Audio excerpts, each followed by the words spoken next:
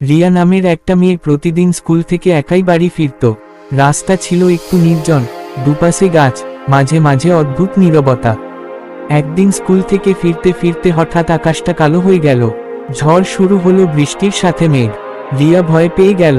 সে আস্তে আস্তে বলল, মহাদেব, তুমি তো সব সময় বলো তুমি আছো, আজ আমাকে একটু সাহায্য করো, নমস্কার।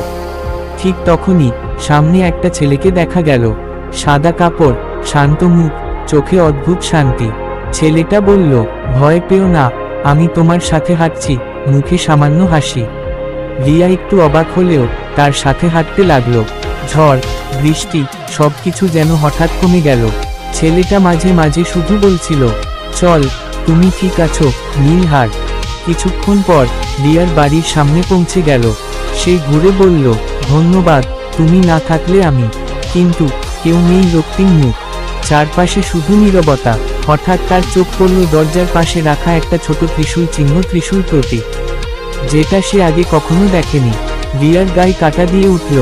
সে বুঝে গেল, আজ সে একা ছিল না, মহাদেব নিজেই তার সাথে হাঁটছিলেন।